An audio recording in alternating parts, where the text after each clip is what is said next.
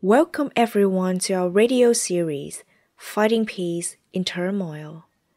This program is brought to you by the joint efforts of Meditation Master Minh Niem and the Meditation Psychotherapy communities, Mindful Living Land in several places. This radio series is streamed every week on YouTube and podcast on the only official channel, Minh Niem. Dear everyone, it can be said that most national and international news agencies have predominantly devoted their pages to publish news on the coronavirus in the past few months.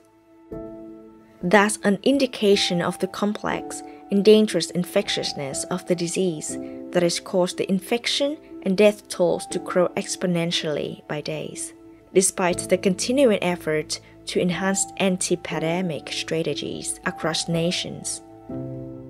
In this way, most countries have put in place social distancing interventions in hopes of slowing down the infection rate of the disease. Many countries have extended the time frame for social distancing through several periods, each lasts 2 to 3 weeks. Vietnam also went through a period of social distancing of 2 weeks. It also went for an additional week in metropolitan cities. As of now, Vietnam is still very cautious in loosening up the measures because the rate of reinfection can be very high through careless contact within the community, and the hidden dangers of coronavirus is its high probability of testing positive again.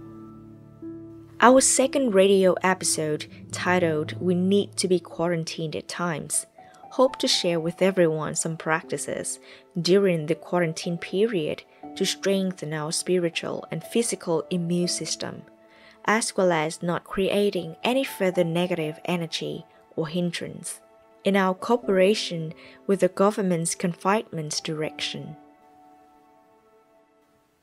Up next, we invite you to listen to the Dharma Talk, We Need to be Quarantined at Times, by Meditation Master Minh Niem.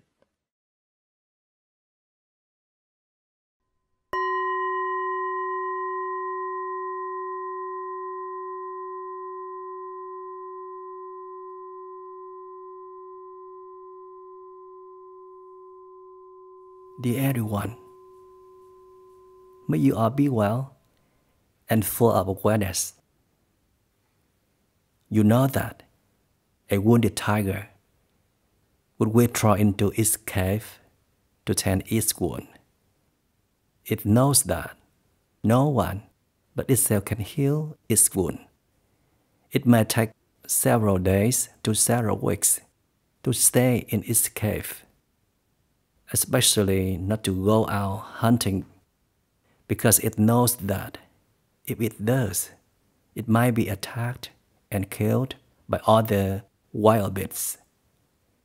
And even if it managed to catch prey, it wouldn't be able to digest the flesh anyway, because it has run out of energy.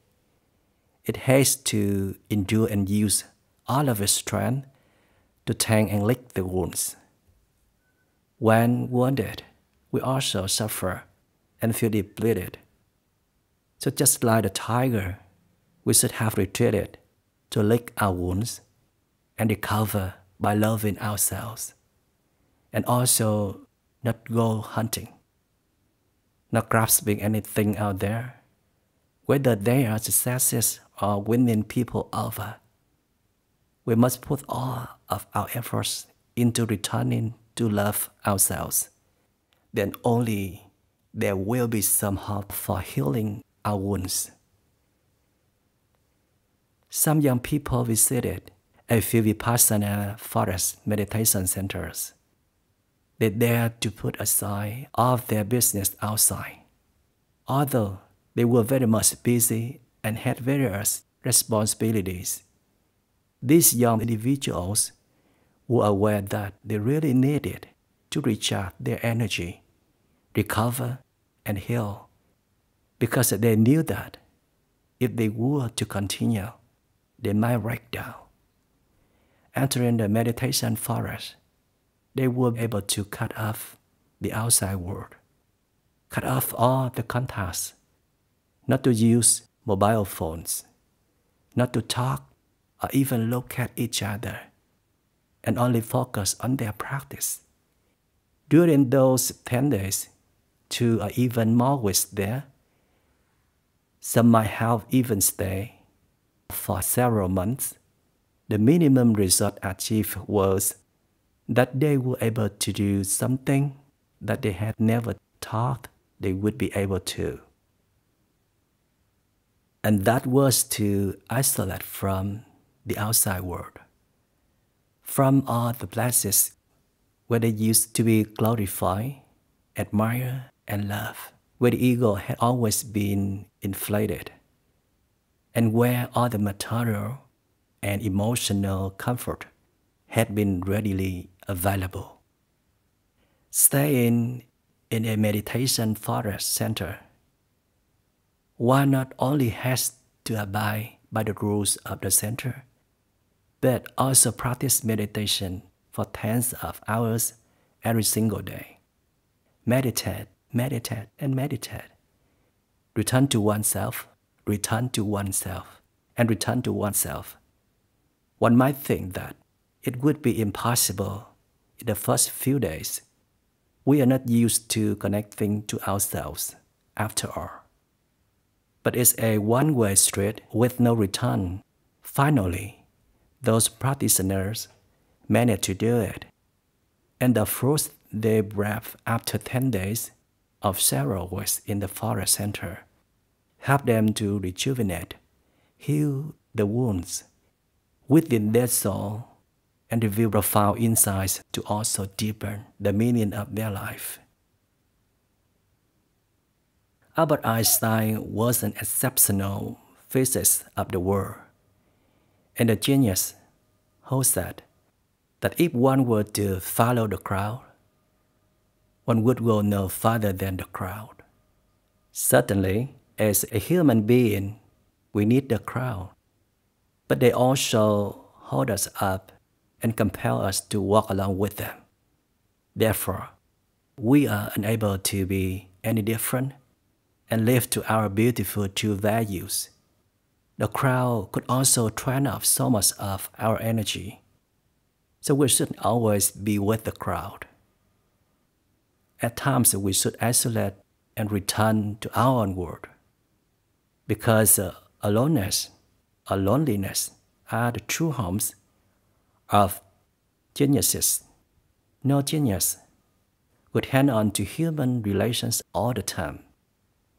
They would constantly have to face themselves so that they could fully unveil all the talents. The Buddha said that they need to be alone if we want to develop to our wisdom and reach our full potential given to us by the universe. Because the science has shown that we are using only 10% of our brain. Therefore, if we haven't experienced a period of facing ourselves, isolating from things that deplete our energy every day and make us become ordinary, and only left with greed, anger, and reveal just low worldly natures and no shakely quality within us, then we will always remain mediocre. So anyone who wants to develop themselves, especially spiritual values deep down, must all learn how to isolate from the external factors or be alone. Currently, coronavirus pandemic is widespread across the globe and extremely dangerous. The numbers of infections casualties are increasing, and the most of nations had issued a social distancing order. In essence, every citizen must stay at home and not to go out, meaning to isolate from the outside, except for those absolutely essential circumstances. In the last few months, Vietnam has done very well to manage the spread, but it's still very hard to tell because the pandemic is extremely obscure and sly. It's impressionist.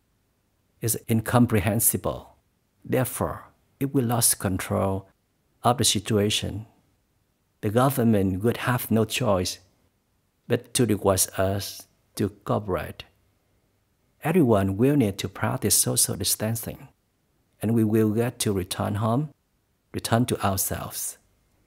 So, let's look at it not as enforcement, obligation, and humiliation, but as an opportunity, a genuine opportunity, because we have never dared or been determined enough to retreat for so long and so far inward. If we know how to wisely use the 14 days of quarantine, we may reap incredible results. So let's look at those 14 days as the 14 days for self-development. If we have emotional wounds, we heal our soul. And if we don't, we uplift our soul. In my opinion, to have a quality day of self-quarantine, there should be 4 goals for our practice. The first one is physical development. We must spend time to train physically. Previously, we were so busy, we didn't have time to play any favorite sports, even though we know there are some issues with our health. We still don't have enough courage to put aside a few hours a day for training. So there's a great opportunity, and we should try to train until we sweat. The best way to uplift the spirit for a person suffering from depression is to exercise, jogging, doing martial arts, boxing, rock skating, push-ups. If we cannot go to the gym or for a run outside, just turn our room into a place where we can work out regularly. You know that it is very tough to divide our mental and physical health once the health deteriorated. But physical health is still easier to be restored than mental health. And when physical health is up, so will mental health. Therefore, during those days of quarantine or returning to ourselves, our exercise routine should ramp up to 2, 3, 4, or even 5 times more than usual. The second thing that we need to practice on is connecting deeply with nature.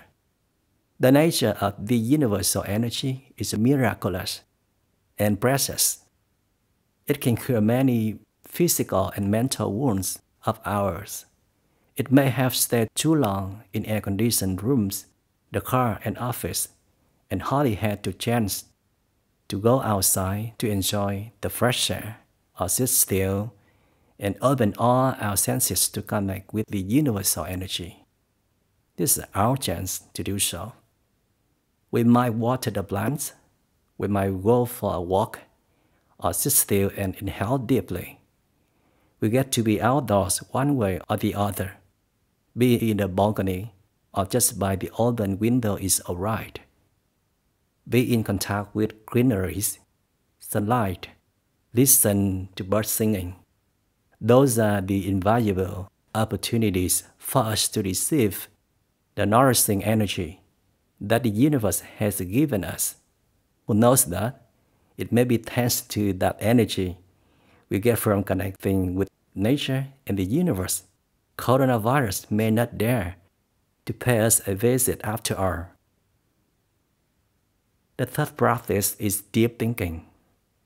Instead of the everyday shallow thinking, impulsiveness where we only utilize very little of our knowledge, our acquired wisdom and experience, we practice slow living and deep thinking so that we have the chance to get in touch with more profound understanding by reading good books, spending time to ponder certain meaningful matters, and remember to write journal about our discoveries and new realizations too.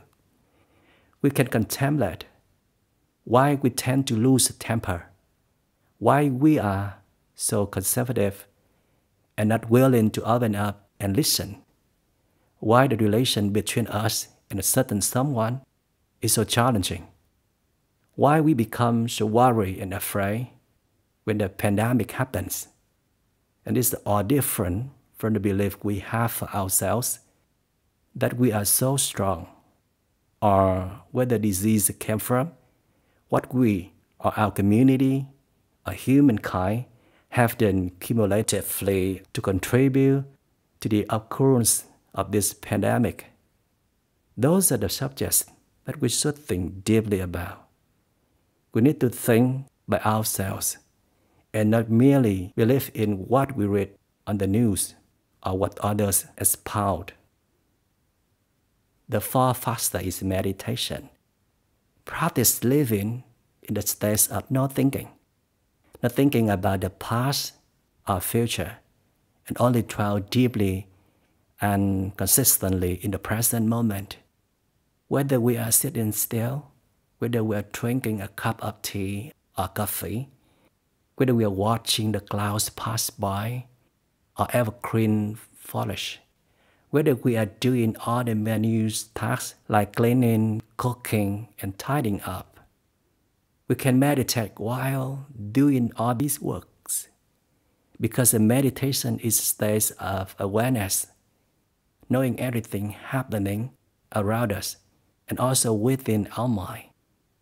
With these four factors, I believe that just one day, whether it is in quarantine or returning to ourselves, we will have a full source of energy. We will have an excellent immune system, and we will surely have peace and be in real touch with life. And if we have more than a day, 7, 10, or 14 days to connect deeply with ourselves, with nature as well as our loved ones, it will indeed be an invaluable opportunity, a toolkit from coronavirus. And hopefully, if you have the chance to experience some time in quarantine, please cooperate well with the government as per our citizens' duties and highest responsibility to ourselves. I wish you all success.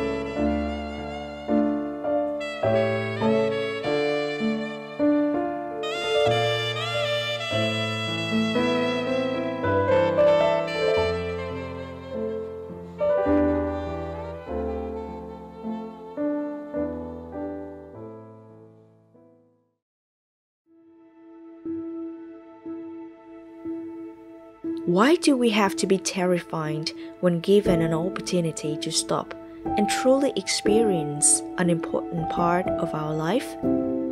The confusion and fearfulness we live in a state of not having anything interesting to do or having to face ourselves have indicated that we are an individual leading a shallow life, and we might have lost the very divine human part of a human being.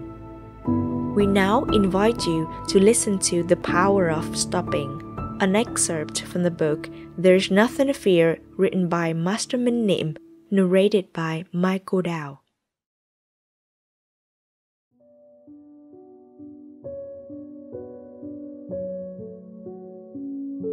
When we cannot proceed, or we know that it would be risky and dangerous to do so, then we should stop. Stop so that we can take a break, or even take a few steps back to be safe, as it is very much a natural and an essential part of the journey to our destination. The musician Chin Kong-sun once exclaimed, "So spent are these legs, I shall go and find a resting seat." We need to do so simply because we are human. Some people are incredibly successful, very stable and well, but still they decide to stop and retreat because they are aware that it is the best opportunity to promote the inner power. And these people are usually philosophers or sages. Therefore, an individual living his life never knowing to stop, never experiencing any profound moments of stopping, and still refusing to stop even when he is going through many failures or upheavals, is simply rash and pitiful. When stopping, only then can we truly have time to look after ourselves wholeheartedly. Something we have wanted to do for a long time, but so often go back on. Many people have to be in their sickbed, unable to move before they realize that all the things they used to consider important and have spent their youth and energy to trade hold little value when it comes to improving health or battling against death. When stopping, only then do we have the opportunity to deeply contact ourselves, discern everything that is happening within our soul, and realize that a cynical, domineering person has now replaced the lovely and kind spirit that we used to be. We find that behind all that glory of fame is a vast, lonely void, and buried deep under an arrogant and conceited ego is an incredibly fragile and vulnerable soul. We also see that the price that we have to pay for our ambitions is too high and not easily redeemed. When stopping, we are startled to realize that despite our belief that we are only living for the benefits of others and making money by all means to serve the happiness of our loved ones, in reality, we only want to serve our own ambitions, and the proud ego always wants to be recognized. And yet, what our loved ones need is us to stop, to be present, to care, and to share. Something that we have come to regard as too trivial or too minute to be bothered with. When stopping, we get to see those dewdrops sparkling on our porch and the sunflowers thriving in the sunlight. We realize that the road home is so dear and poetic, and are deeply aware that we have such a cozy homestead. We feel the fragrant teacup that we are holding in our hands, treasure the family meal with everyone gathering around. We understand that life is such a miracle, and we have so many conditions of happiness that we are neglecting. When stopping, we are aware that every person and every sight we come into contact with in every moment of our life contributes to nourishing us and never ceases to connect and revitalize us one way or another. Just by opening the window and watching the rising sunlight, opening the tap and seeing the water still flow, holding a bowl of tender rice while stopping and experiencing, suddenly gratitude fills our heart. We suddenly realize that we are not a standalone individual, and that we need the support of countless factors to be able to survive. When we stop, we no longer rush around scattering negative energy. we lessen our impact on the environment, and we use fewer of the Earth's scarce resources. Stop not to continue creating, but to put an end to the unwholesome deeds that we have done and hurt many others around us and the very community that we are relying on, whether unintentionally or intentionally. Stopping then is truly an act of healing. When stopping, we let go of the habit of being over-dependent on all the enticing external comforts. Recognition and admiration from those around us, affection and pampering from our loved ones, those are familiar food for the ego. They are almost indispensable, yet have made us become more and more spineless and forfeit our liberty and freedom. When stopping, we temporarily leave behind all the roles that we have been playing for so long. Those roles filled with duties and responsibilities, of vanity and entitlement to disregard others. Those roles that we have put on like loose-fitting shirts and always have to brace ourselves to perform just for the sake of it. To stop is to get out of these roles, return to ourselves, fully accept ourselves, build confidence from taking control of our dark side, and awakening all the potentials within. When stopping, we no longer live with wishful thinking, hopes, and expectations, but truly live in the here and now as we must. To stop is to accept and believe that everything present right now is enough for us to be happy, and not necessarily expect anything further. We stop so that we are living and being in touch with life. When we stop, we can momentarily just be an underdog, someone who doesn't need to construct the ego on a foundation of values that are not so sustainable or genuine. We live in the spirit of nothing to seize, nothing to attach to, nothing to be overly concerned and stressed about, nothing able to force us to do things against our morality, nothing as important as being able to breathe, unwind, and smile in every moment. That would be wonderful, would it not? So why do we have to be terrified when given an opportunity to stop and truly experience an important part of human life? The confusion and fearfulness when living in a state of not having anything interesting to do or having to face ourselves indicate that we are an individual leading a shallow life, and we might have lost the very divine human part of a human being.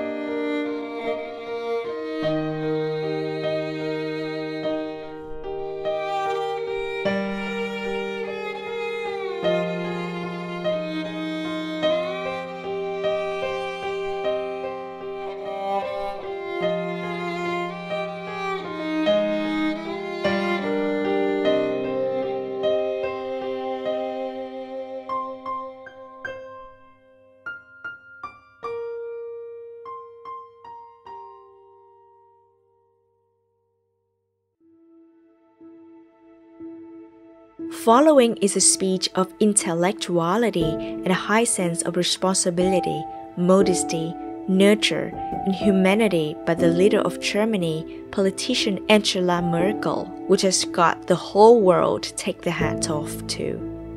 Mr. Marcus Vũ Mạnh Cương has translated into Vietnamese as Germany's Prime Minister Angela Merkel gave the live speech on ARD TV channel in the evening of the 18th of March 2020. We invite you now to listen to the excerpt, which is also the most crucial part of the sharing, through the voice of Bernard Richard Adams.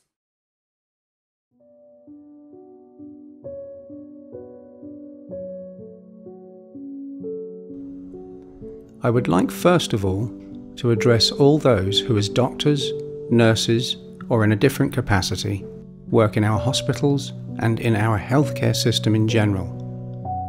You are on the front lines of this fight for us. You are the first to see the sick and to see how severe the symptoms of the virus can sometimes be. And, day in, day out, you keep going back to work and are there to help people. You are doing tremendous work, and I would like to thank you from the bottom of my heart. So, our aim is to slow the virus down as it makes its way through Germany. And we must, and this is absolutely vital, focus our attention on one thing above all else, namely, powering down public life as far as possible.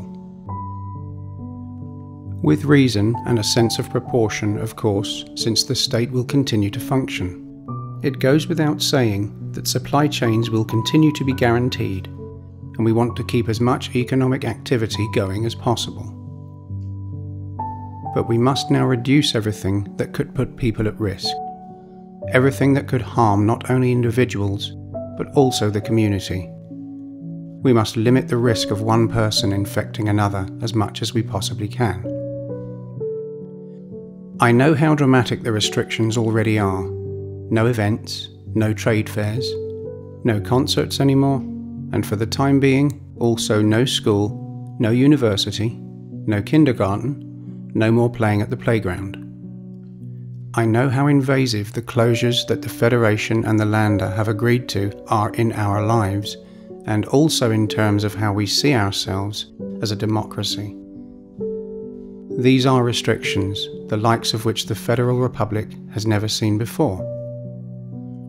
Allow me to assure you that, for someone like me, for whom the freedom of travel and the freedom of movement were a hard-fought right, such restrictions can only be justified if they are absolutely imperative. These should never be put in place lightly in a democracy and should only be temporary, but they are vital at the moment in order to save lives. This is why, since the beginning of the week, more intensive border controls and restrictions on entry for a number of our most important neighbouring countries have been in force. Things are already very difficult for the economy, for major companies, and also for small businesses, for shops, restaurants, and freelancers. Things will get even more difficult in the weeks to come. I assure you that the federal government is doing everything that it can to cushion the economic impact and, above all, to safeguard jobs.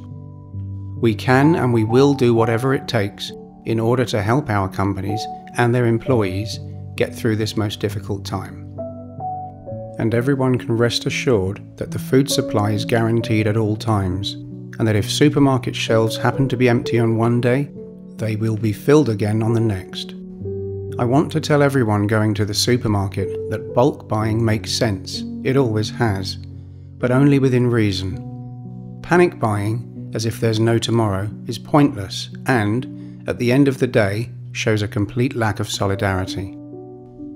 And allow me to express my thanks to those who are too seldom thanked.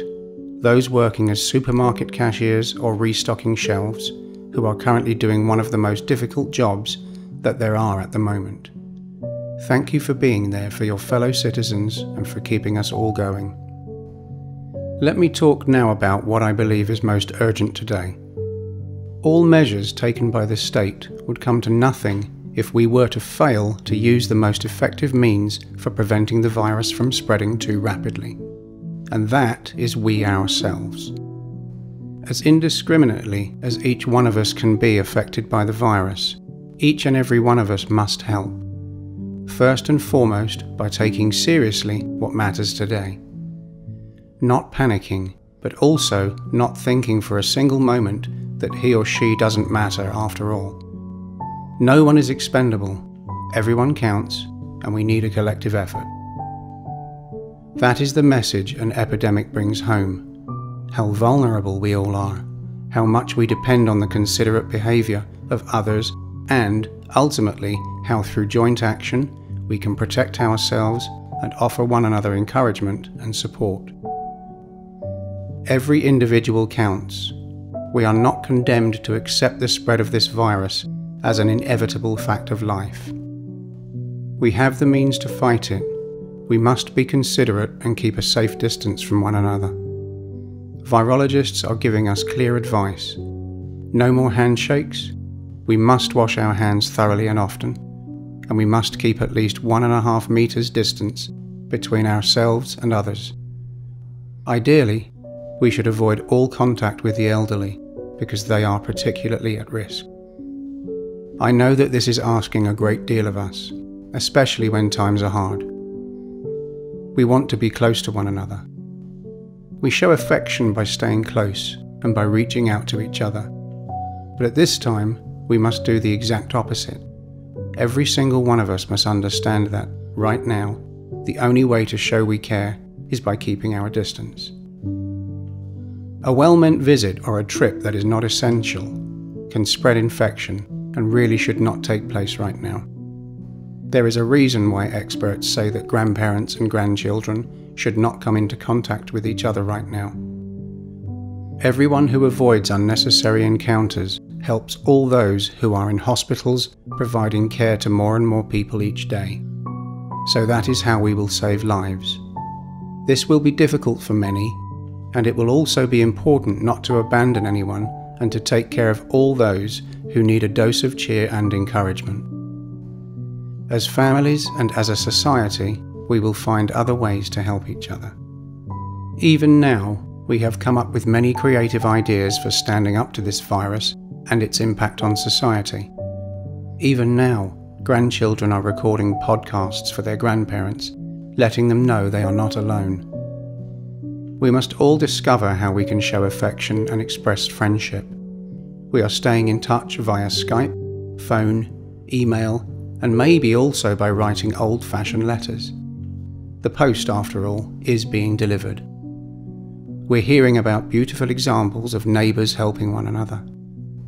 People are assisting the elderly who cannot themselves go shopping. I'm certain there's plenty more we can do. We will prove as a community that we will not abandon one another. I therefore urge you to abide by the rules that will remain in place for the time being. The government will constantly reassess what measures can be adjusted and also what further measures may still be necessary. This is a developing situation, and we will ensure that we continue to learn from it so that we can adjust our thinking and deploy new instruments at any time. If we do so, then we will explain our reasons once again. Therefore, I call on you to not believe any rumours, but rather only the official messages that we will always translate into many languages. We are a democracy. We thrive not because we are forced to do something, but because we share knowledge and encourage active participation. This is a historic task, and it can only be mastered if we face it together. I have absolutely no doubt that we will overcome this crisis, but how many victims will it claim? How many loved ones will we lose? The answer, to a great extent, lies in our hands. Right now, we can take decisive action all together. We can accept these current limitations and support one another. The situation is serious and the outcome uncertain. Our success will also largely depend on how disciplined each and every one of us is in following the rules. Even though this is something we have never experienced before, we must show that we can act warm-heartedly and rationally, and thereby save lives. It is up to each and every one of us to do so, without any exception.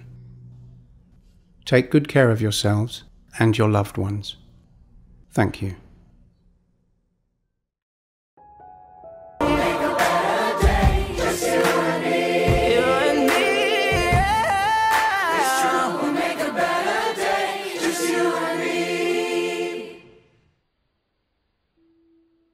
Dear everyone, quarantine for the prevention and fight against the pandemic can be viewed as an affair that is oppressive and upsetting to a degree of delusion. Or we can also look at it as an invaluable experience to develop inner strength and revive the family. We hope that what has been shared so far in this radio series would provide peaceful energy and create inspiration so that everyone could return to take refuge steadily in their own mind. Firmly believe that when individual mind is at peace and awakened, it will contribute significantly and positively to fight against the disease, no matter how aggressive or dangerous it is. Please remember the most important keywords at the moment, which are stay home, stop, return within, and dwell deeply in the present moment. In moments of isolation, we are truest to ourselves, watching life fluctuate, the universe we have faith in. Our radio episode number 2 is concluding here. Thank you for listening and hope to welcome you again, the soonest in the next episode. We wish you many wonderful experiences in the time of truly returning to yourself.